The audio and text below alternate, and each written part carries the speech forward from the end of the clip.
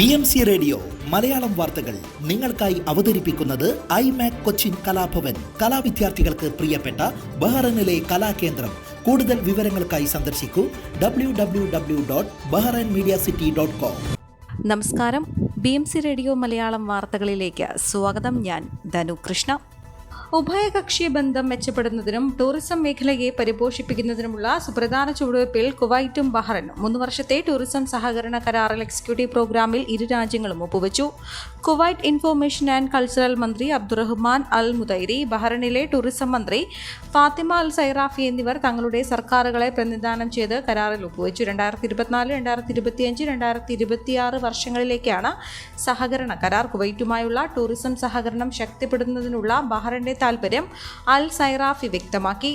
GCC ടൂറിസത്തെ പുതിയ ചക്രവാളങ്ങളിലേക്ക് ഉയർത്താനുള്ള വിപുലമായ ശ്രമങ്ങളുടെ ഭാഗമാണിതെന്നും മന്ത്രി സൂചിപ്പിച്ചു.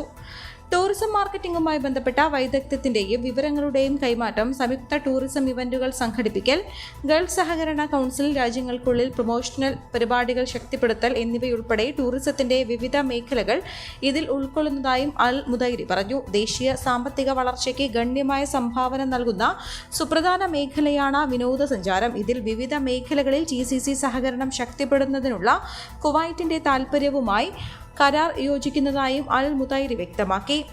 രാജ്യത്ത് ആഭ്യന്തരമായും അന്തർദേശീയമായും ആകർഷകമായ ടൂറിസം അന്തരീക്ഷം സൃഷ്ടിക്കുന്നതിലും സുസ്ഥിര ടൂറിസത്തെ പ്രോത്സാഹിപ്പിക്കുന്നതിലും ബഹ്റൈൻ ശ്രദ്ധ കേന്ദ്രീകരിച്ച് വരികയാണ്.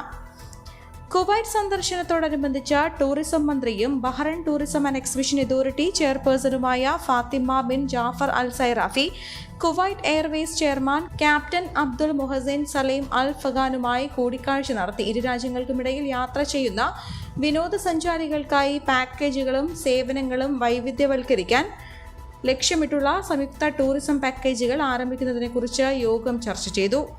ബഹ്റൈന്റെ 2022-26 ടൂറിസം സ്ട്രാറ്റജിക്ക് അനുസൃതമായി ടൂറിസം മേഖലയിലെ വളർച്ച പ്രോത്സാഹിപ്പിക്കുന്നതിനും ടൂറിസം സംരംഭങ്ങൾ വർദ്ധിപ്പിക്കുന്നതിനുമായി സംയോജിത നീക്കമുണ്ടാകേണ്ടതിന്റെ പ്രാധാന്യം മന്ത്രി ഊന്നി പറഞ്ഞു.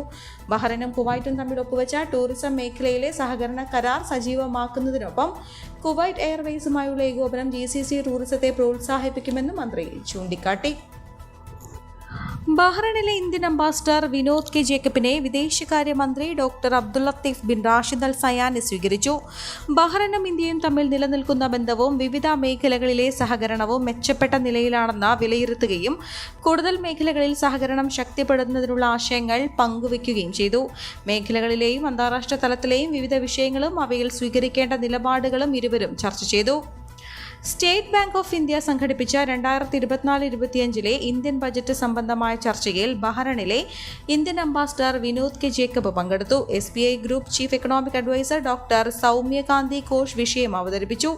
കൊളംബോയിൽ ഡെപ്യൂട്ടി ഹൈക്കമ്മീഷണറായിരിക്കെ 2022-23 കാലയളവിൽ ശ്രീലങ്കയ്ക്കായി ബില്യൺ US$ വായ്പാ പദ്ധതി നടപ്പിലാക്കുന്നത് സംബന്ധിച്ച SBIയുമായി താൻ സഹകരിച്ച കാര്യം അംബാസിഡർ അനുസ്മരിച്ചു. ഇന്ത്യൻ ബജറ്റ് അതീവ ശ്രദ്ധയോടെയാണ് ബഹ്റൈനിൽ വീക്ഷിക്കപ്പെടുന്നത്. 8% സാമ്പത്തിക വളർച്ച ഇരു രാജ്യങ്ങൾക്കും വലിയ അവസരങ്ങൾ തുറന്നു നൽകുന്നതാണ്. പ്രധാനമന്ത്രി നരേന്ദ്രമോദിയുടെ ബഹ്റൈൻ സന്ദർശനത്തിന്റെ 5ാം വാർഷികമാണ് ഈ മാസം. കഴിഞ്ഞ 5 വർഷത്തിനിടയിൽ ഇരു രാജ്യങ്ങൾക്കും ഇടയിലുള്ള നിക്ഷേപങ്ങൾ 40% വർദ്ധിച്ചു. വരും വർഷങ്ങളിൽ ഇത് ശുഭപ്രതീക്ഷ നൽകുന്നതാണെന്നും അംബാസിഡർ ചൂണ്ടിക്കാട്ടി. ഉരുൾപൊട്ടലുണ്ടായ വയനാട്, ചൂരൽമല, മുണ്ടക്കൈ പ്രദേശങ്ങളിലെ ദുരിതമനുഭവിക്കുന്നവരുടെ പുനരധിവാസ പദ്ധതികളുടെ ഭാഗമായി ICF പ്രഖ്യാപിച്ച 2 കോടി സഹായ ഫണ്ടിലേക്ക് ഉമ്മുൽ ഹസം സെൻട്രൽ സമാഹരിച്ച തുക ICF ബഹ്റൈൻ നാഷണൽ ക്ഷേമകാര്യ സെക്രട്ടറി സിയാദ് വളപട്ടണത്തിന് കൈമാറി.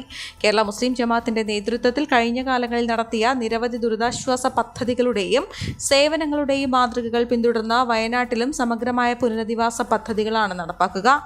മനാമ സുന്നി സെന്ററിൽ നടന്ന ചടങ്ങിൽ ICF നാഷണൽ നേതാക്കളായ advocate MC Abdul Kareem, Shanavas Madani, Abdul Salam Musliyar, Rafeeq Latheefi Varavoor, ICF ഉമ്മുൽ ഹസം സെൻട്രൽ ഭാരവാഹികളായ അബ്ദുറസാഖ് ഹാജി ഇടിയങ്ങര, അസ്കർ താനൂർ എന്നിവർ സംബന്ധിച്ചു. സുരക്ഷാ ഉദ്യോഗസ്ഥരെ അധിക്ഷേപിച്ച കേസിൽ അഭിഭാഷകന് 3 മാസം തടവ് ശിക്ഷ നടപ്പാക്കുന്നത് നീട്ടിവെക്കാൻ 100 ദിനാർ കെട്ടിവെക്കാനും 4ാം ലോവർ ക്രിമിനൽ കോടതി ഉത്തരവിട്ടു. 2 പോലീസുകാരെയാണ് അഭിഭാഷകൻ അധിക്ഷേപിച്ചത്. Voice of Alleppey Salmabad area കമ്മിറ്റിയുടെ നേതൃത്വത്തിൽ നിർമ്മാണ മേഖലയിൽ ജോലി ചെയ്യുന്ന തൊഴിലാളികൾക്കായി ബീറ്റ് ദ ഹീറ്റ് സംഘടിപ്പിച്ചു. പരിപാടിയുടെ ഭാഗമായി കഠിനമായ ചൂട് മൂലമുള്ള സമ്മർദ്ദം ഒഴിവാക്കാനായി ബോധവൽക്കരണ ക്ലാസ് സംഘടിപ്പിച്ചു. സൽമാബാദിലെ കൺസ്ട്രക്ഷൻ സൈറ്റിൽ സംഘടിപ്പിച്ച ക്ലാസ് വിനേഷ് കുമാർ നയിച്ചു. ക്ലാസ്സിൽ തൊഴിലാളികൾ അറിഞ്ഞിരിക്കേണ്ട സ്വയം സുരക്ഷാ മാർഗങ്ങളും ഭക്ഷണ രീതികളും വിവരിച്ചു. തുടർന്ന് തൊഴിലാളികൾക്ക് പ്രഭാത ഭക്ഷണവും പഴവർഗ്ഗങ്ങളും സംഭാരവും വിതരണം ചെയ്തു. Salmabad area president Sajeesh Sugathan, secretary Vineesh Kumar, vice president Ananthu Siyar, Benny Raju, Sandeep Sarangadharan എന്നിവർ നേതൃത്വം നൽകി. ഓണക്കാലത്തെ തിരക്ക് കണക്കിലെടുത്ത് KSRTC സ്പെഷ്യൽ സർവീസുകൾ പ്രഖ്യാപിച്ചു. സെപ്റ്റംബർ 9 മുതൽ 23 വരെ കേരളത്തിലെ വിവിധ കേന്ദ്രങ്ങളിൽ നിന്ന് ബംഗളൂരു, മൈസൂർ, ചെന്നൈ എന്നിവിടങ്ങളിലേക്കും തിരിച്ചുമാണ് സർവീസുകൾ. ടിക്കറ്റ് റിസർവേഷനുകൾ ശനിയാഴ്ച മുതൽ ആരംഭിച്ചു. സീറ്റുകൾ ബുക്കിംഗ് ആകുന്നതനുസരിച്ച് യാത്രക്കാരുടെ ആവശ്യകത കണക്കിലെടുത്ത് കൂടുതൽ ബസ്സുകൾ ഘട്ടം ഘട്ടമായി ക്രമീകരിക്കും. ഡിമാൻഡ് അനുസരിച്ച് അധിക ബസ്സുകൾ ക്രമീകരിക്കുമ്പോൾ തിരക്കേറിയ റൂട്ടുകൾക്ക് പ്രത്യേക പ്രാധാന്യം നൽകും. കൂടാതെ നിലവിൽ ഓപ്പറേറ്റ് ചെയ്യുന്ന schedule, Scania, Volvo, Swift AC, non AC, deluxe ബസ്സുകൾ കൃത്യമായി സർവീസ് നടത്താനും നടപടി സ്വീകരിച്ചിട്ടുണ്ട്. സൗദി അറേബ്യയുടെ തെക്കു പടിഞ്ഞാറൻ മേഖലയിലെ അൽബാഹയിലുണ്ടായ വാഹനാപകടത്തിൽ കോഴിക്കോട് സ്വദേശിയായ യുവാവ് ഉൾപ്പെടെ 4 മരണം. കോഴിക്കോട് ചക്കിട്ടപ്പാറ പുരയിടത്തിൽ തോമസിന്റെ മകൻ ജോയൽ തോമസും ഒരു ഉത്തർപ്രദേശ് സ്വദേശിയും സുഡാൻ, ബംഗ്ലാദേശ് പൗരന്മാരായ 2 പേരും മരിച്ചു. അൽബാഹയിൽ നിന്ന് ത്വാഫിലേക്ക് പോകുന്ന റോഡിൽ ശനിയാഴ്ച ഉച്ചകഴിഞ്ഞ് ഇവന്റ് മാനേജ്മെന്റ് കമ്പനിയുടെ വാഹനം മറിഞ്ഞാണ് അപകടമുണ്ടായത്. മരിച്ചവരെല്ലാം ഇവന്റ് മാനേജ്മെന്റ് സ്ഥാപനത്തിലെ ജീവനക്കാരാണ്. ഒരു പരിപാടി കഴിഞ്ഞ് സാധന സാമഗ്രികളുമായി മടങ്ങുമ്പോൾ വാഹനം റോഡിൽ മറിഞ്ഞ് തീപിടിക്കുകയായിരുന്നു. എല്ലാവരും സംഭവ സ്ഥലത്ത് തന്നെ മരിച്ചു. ഓടിക്കൊണ്ടിരിക്കുന്ന ട്രെയിനിന് നേരെ കല്ലെറിഞ്ഞ മാവേലിക്കര താഴക്കര സ്വദേശികളായ മീനത്തേത്തിൽ ദേവകുമാർ, ചങ്ങലവേലിയിൽ S. അഖിൽ എന്നിവരെ ചെങ്ങന്നൂർ റെയിൽവേ പോലീസ് അറസ്റ്റ് ചെയ്തു.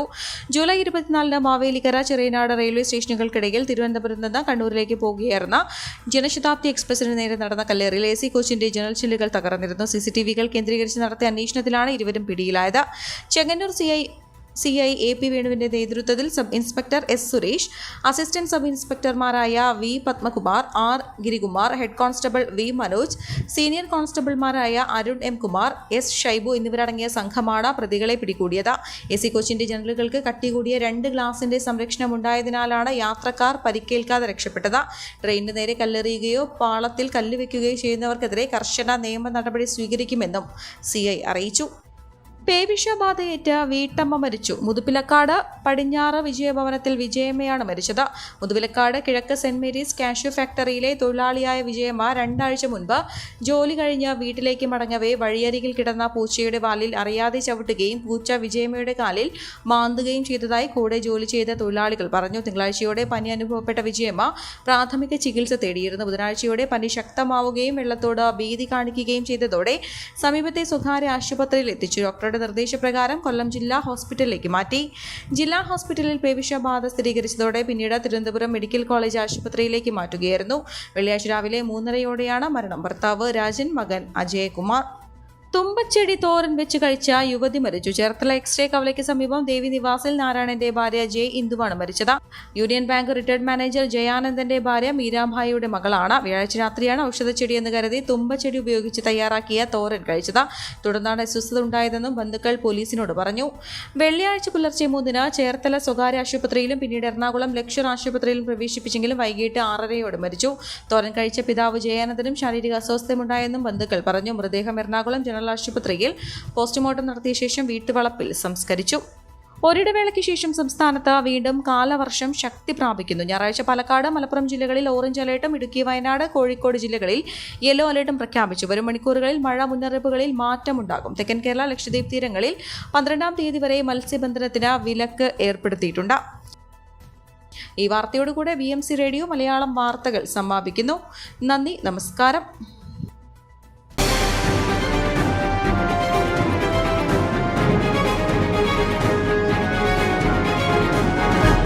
BMC റേഡിയോ മലയാളം വാർത്തകൾ നിങ്ങൾക്കായി അവതരിപ്പിക്കുന്നത് iMac കൊച്ചിൻ കലാഭവൻ. കലാവിദ്യാർത്ഥികൾക്ക് പ്രിയപ്പെട്ട ബഹ്റൈനിലെ കലാകേന്ദ്രം.